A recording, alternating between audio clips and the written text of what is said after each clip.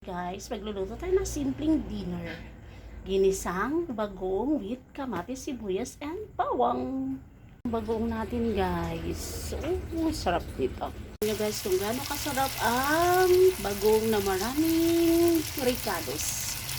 Ayan, lutong-luto na ang sibuyas, kamatis, at saka bawang. Pwede natin ilagay yung bagoong. Guys, may bagoong na wag masyadong marami. Parang ako lang kasi ang kakain.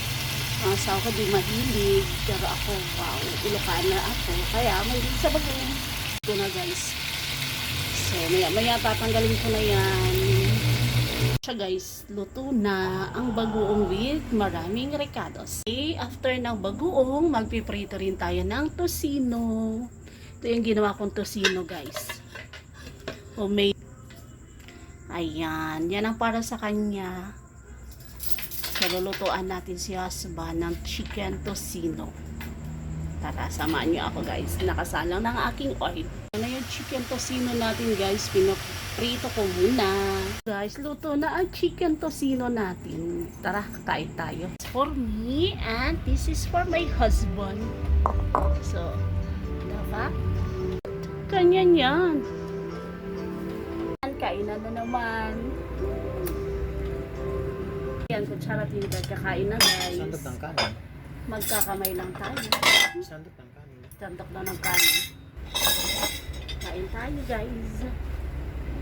So, try natin itong tosino. Then try natin itong bagoong.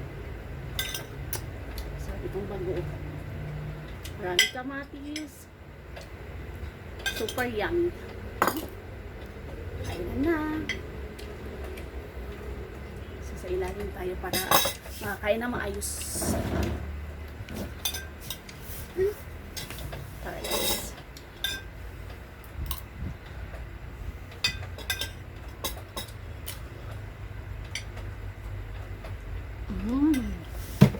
Sarap. Fairness, sarap ng bagoong.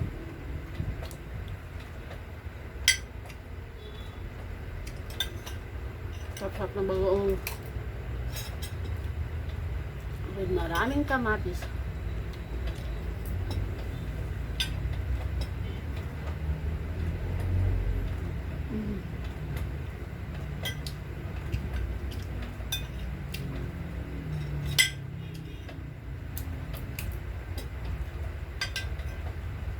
Hanggang on udang.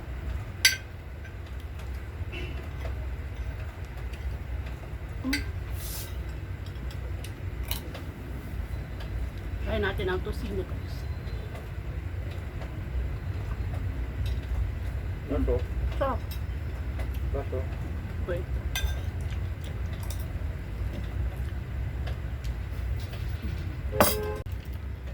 Upo na naman tayo sa taas guys.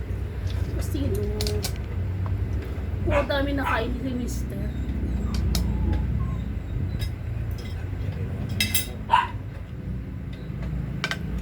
Sarap. Timat. Gusto niya bagoong. May lechon ka dyan, ba? Kung may lechon, magkano? Kung wala, di. Then, gusto ang kanin.